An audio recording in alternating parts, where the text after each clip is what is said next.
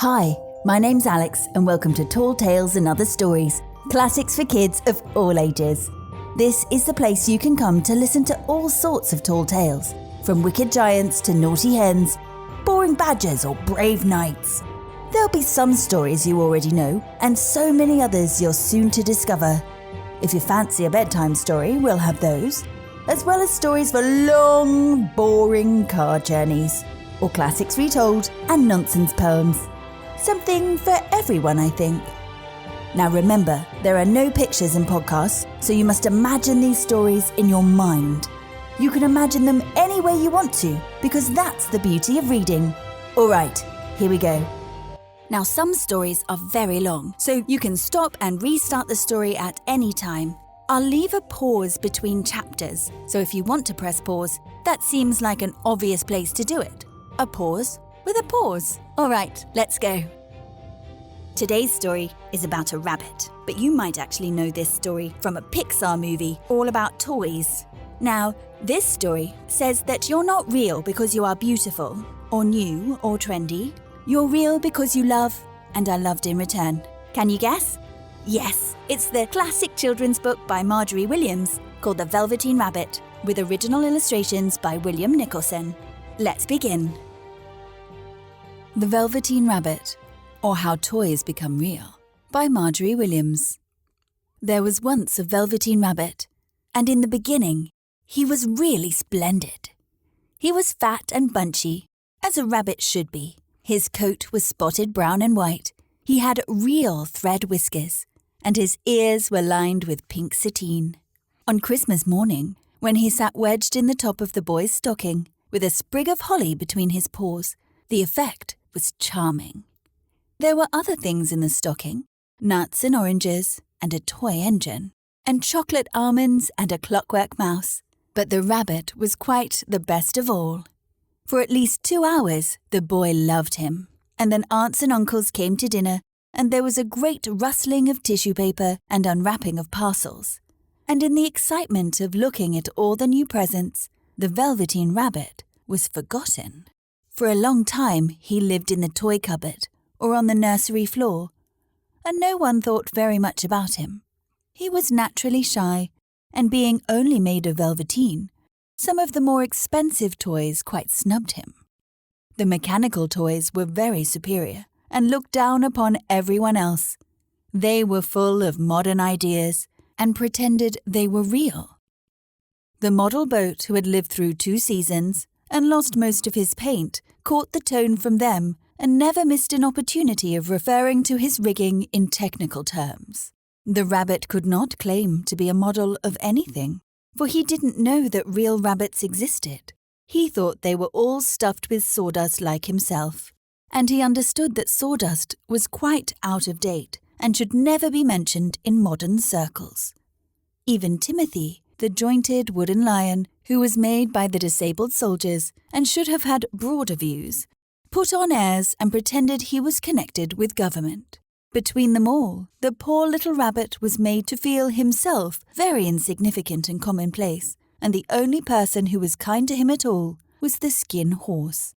The Skin Horse had lived longer in the nursery than any of the others. He was so old that his brown coat was bald in patches and showed the seams underneath, and most of the hairs in his tail had been pulled out to string bead necklaces. He was wise, for he had seen a long succession of mechanical toys arrive to boast and swagger, and by break their mainsprings and pass away. And he knew that they were only toys, and would never turn into anything else. For nursery magic is very strange and wonderful, and only those playthings that are old and wise and experienced, like the Skin Horse, understand all about it. "What is real?" asked the rabbit one day when they were lying side by side near the nursery fender before Nana came to tidy the room. "Does it mean having things that buzz inside you and a stick-out handle?" "Real isn't how you're made," said the Skin Horse. "It's a thing that happens to you. When a child loves you for a long, long time, not just to play with, but really loves you, then you become real." "Does it hurt?" asked the rabbit. Sometimes, said the Skin Horse, for he was always truthful. When you are real, you don't mind being hurt. Does it happen all at once, like being wound up? He asked. Or bit by bit? It doesn't happen all at once, said the Skin Horse. You become. It takes a long time. That's why it doesn't happen often to people who break easily, or have sharp edges, or who have to be carefully kept. Generally, by the time you are real, most of your hair has been loved off, and your eyes drop out and you get loose in the joints and very shabby. But these things don't matter at all, because once you are real, you can't be ugly, except to people who don't understand. I suppose you are real, said the rabbit, and then he wished he had not said it, for he thought the Skin Horse might be sensitive. But the Skin Horse only smiled. The Skin Horse tells his story. The boy's uncle made me real, he said. That was a great many years ago. But once you are real, you can't become unreal again. It lasts for always. The rabbit sighed. He thought it would be a long time before this magic called real happened to him. He longed to become real, to know what it felt like, and yet the idea of growing shabby and losing his eyes and whiskers was rather sad. He wished that he could become it without these uncomfortable things happening to him. There was a person called Nana who ruled the nursery. Sometimes she took no notice of the playthings lying about, and sometimes, for no reason whatever, she went swooping about like a giant wind and hustled them away in cupboards. She called this tidying up, and the playthings all hated it, especially the tin ones. The rabbit didn't mind it so much, for wherever he was thrown, he came down soft. One evening, when the boy was going to bed, he couldn't find the china dog that always slept with him. Nana was in a hurry, and it was too much trouble to hunt for china dogs at bedtime. So she simply looked about her, and seeing that the toy cupboard door stood open, she made a swoop. Here, she said, take your old bunny. He'll do to sleep with you. And she dragged the rabbit out by one ear and put him into the boy's arms. That night, and for many nights after, the Velveteen Rabbit slept in the boy's bed. At first he found it rather uncomfortable, for the boy hugged him very tight, and sometimes he rolled over on him, and sometimes he pushed him so far under the pillow that the rabbit could scarcely breathe. And he missed, too, those long moonlight hours in the nursery, when all the house was silent, and his talks with the Skin Horse. But very soon he grew to like it, for the boy used to talk to him, and made nice tunnels for him under the bedclothes that he said were like the burrows the real rabbits lived in. And they had splendid games together, in whispers, when Nana had gone away to her supper and left the nightlight burning on the mantelpiece. And when the boy dropped off to sleep, the rabbit would snuggle down close under his little warm chin and dream, with the boy's hands clasped close round him all night long. And so time went on, and the little rabbit was very happy. So happy that he never noticed how his beautiful velveteen fur was getting shabbier and shabbier, and his tail became unsewn, and all the pink rubbed off his nose where the boy had kissed him. Spring came, and they had long days in the garden, for wherever the boy went, the rabbit went too. He had rides in the wheelbarrow, and picnics on the grass, and lovely fairy huts built for him under the raspberry canes behind the flower border. And once, when the boy was called away suddenly to go out to tea, the rabbit was left out on the lawn until long after dusk, and Nana had to come and look for him with the candle, because the boy couldn't go to sleep unless he was there. He was wet through with the dew and quite earthy from diving into the burrows the boy had made for him in the flower bed, and Nana grumbled as she rubbed him off with a corner of her apron. You must have your old bunny, she said. Fancy all that fuss for a toy. The boy sat up in bed and stretched out his hands. Give me my bunny, he said. You mustn't say that.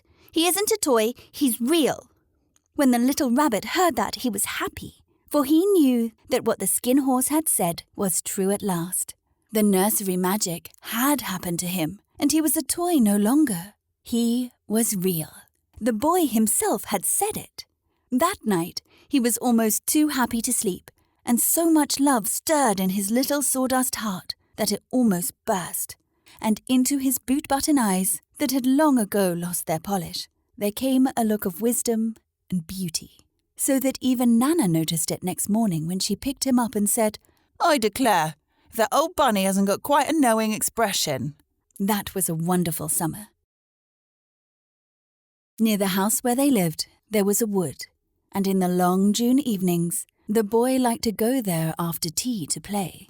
He took the Velveteen Rabbit with him, and before he wandered off to pick flowers or play at brigands among the trees, he always made the rabbit a little nest somewhere along the bracken, where he could be quite cozy, for he was a kind-hearted little boy, and he liked Bunny to be comfortable. One evening, while the rabbit was lying there alone, watching the ants that ran to and fro between his velvet paws in the grass, he saw two strange beings creep out of the tall bracken near him. They were rabbits like himself, but quite furry and brand new.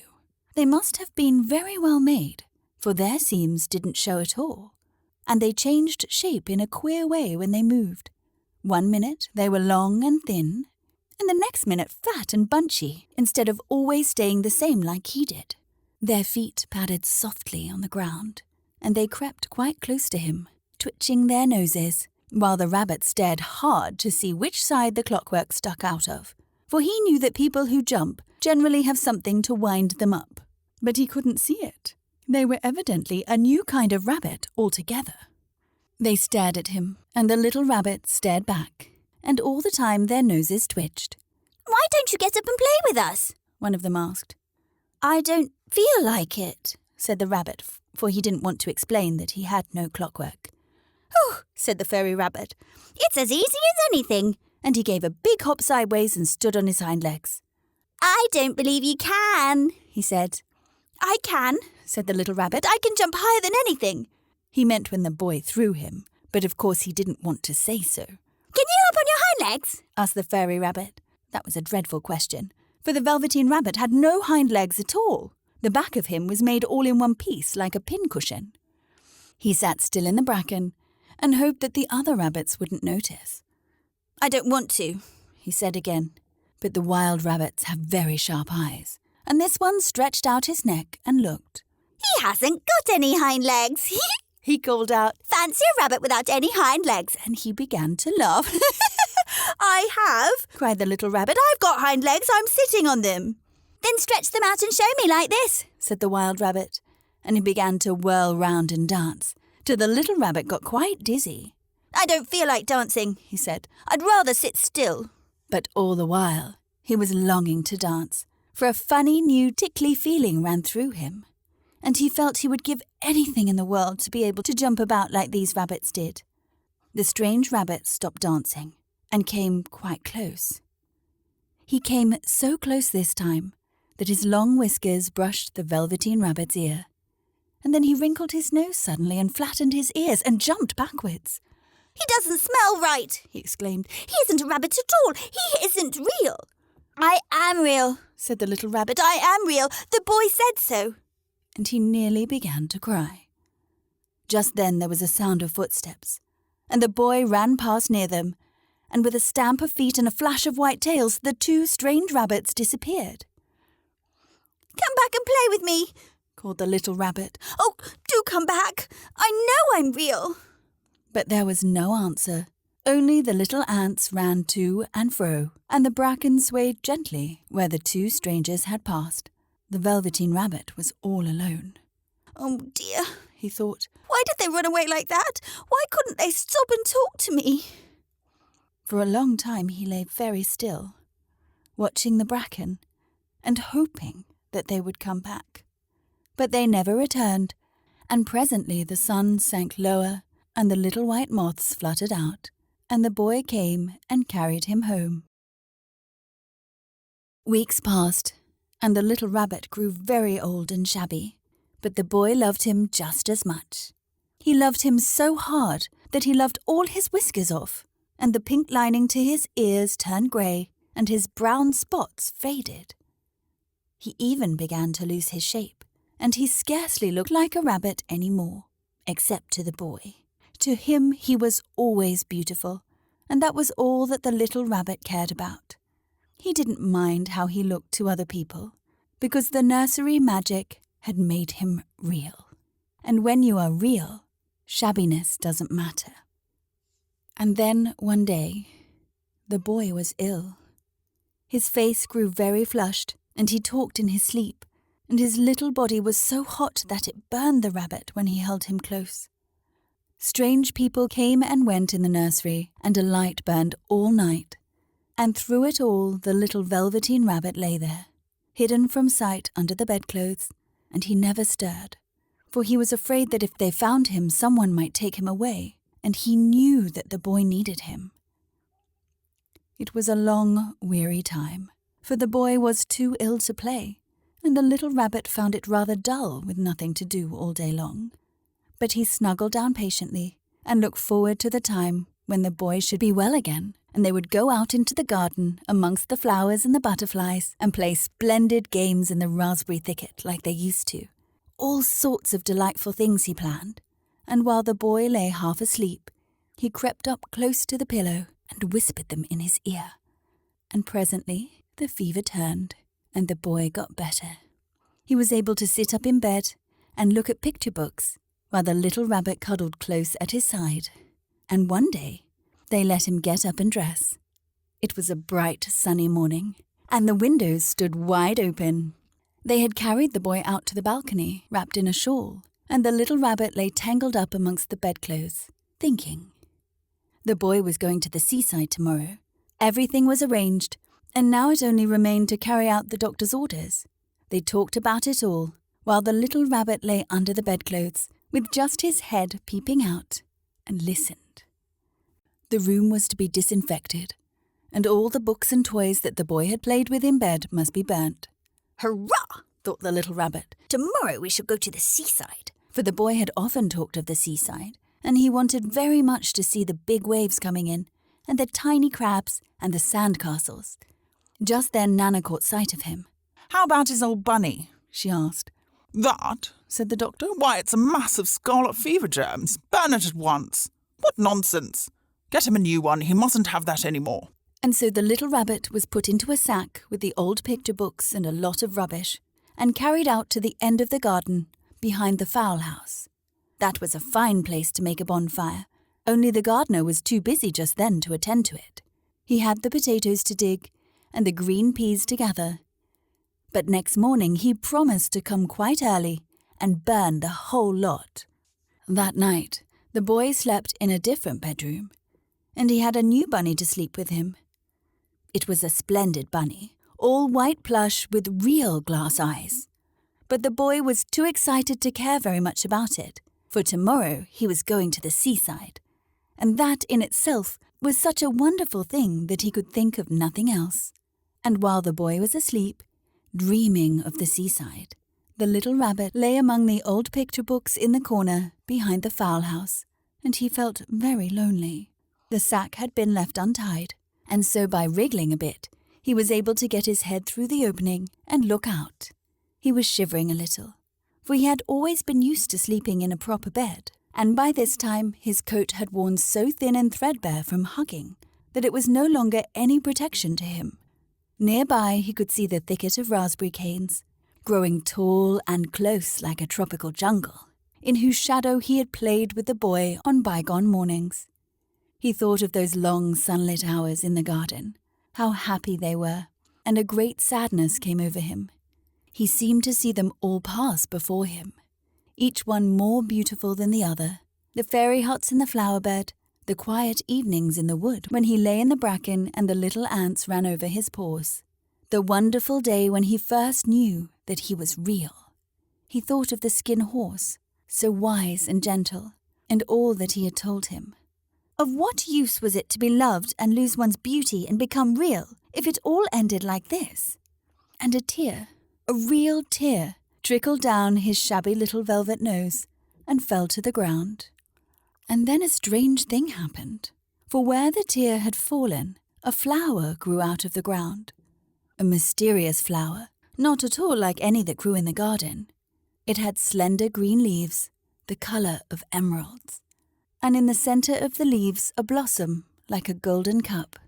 It was so beautiful that the little rabbit forgot to cry and just lay there watching it. And presently the blossom opened, and out of it there stepped a fairy. She was quite the loveliest fairy in the whole world. Her dress was of pearl and dewdrops, and there were flowers round her neck and in her hair, and her face was like the most perfect flower of all. And she came close to the little rabbit and gathered him up in her arms and kissed him on his velveteen nose that was all damp from crying. "Little rabbit," she said, "don't you know who I am?" The rabbit looked up at her, and it seemed to him that he had seen her face before, but he couldn't think where. "I am the nursery magic fairy," she said. "I take care of all the playthings that the children have loved. When they are old and worn out, and the children don't need them anymore, then I come and take them away with me and turn them into real." "Wasn't I real before?" asked the little rabbit. "You were real to the boy," the fairy said, "because he loved you. Now you shall be real to everyone." And she held the little rabbit close in her arms and flew with him into the wood.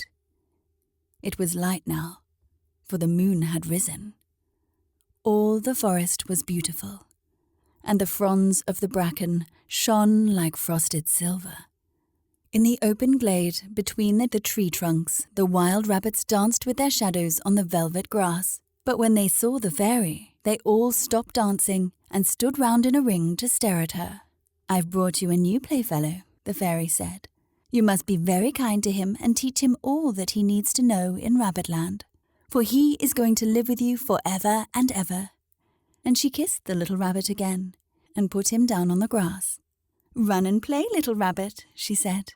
But the little rabbit sat quite still for a moment and never moved, for when he saw all the wild rabbits dancing around him, he suddenly remembered about his hind legs, and he didn't want them to see that he was made all in one piece. He did not know that when the fairy kissed him that last time, she had changed him altogether.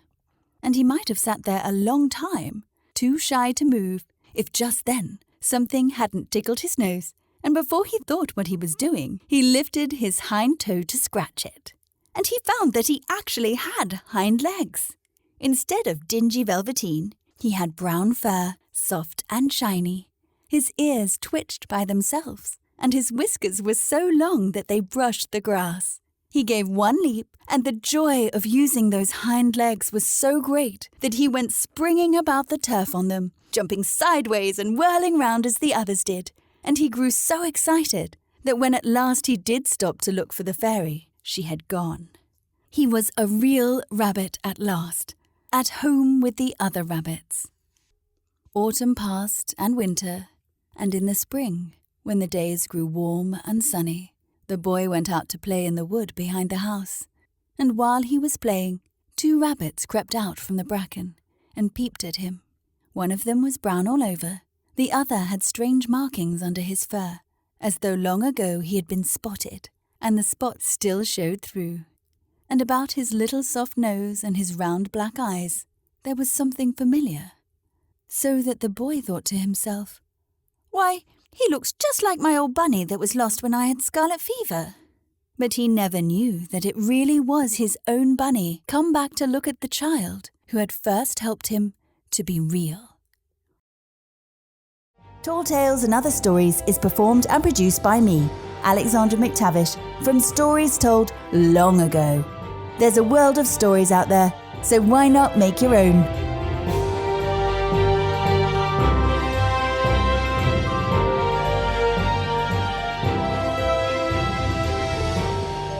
Now, we're just getting started, so might I suggest that you like and subscribe to this podcast so you never miss an episode. I'm going to post lots and lots of stories, but as J.K. Rowling says, she's a super famous author by the way, there's no story unless someone wants to listen. so it's up to you to take the lead and hit subscribe. And if you like these stories, please share them with your friends and leave a review. Better yet, why not go to my website at talltalesandotherstories.com and tell me your story? It doesn't have to be a long one, and I might even read out my favourites each week.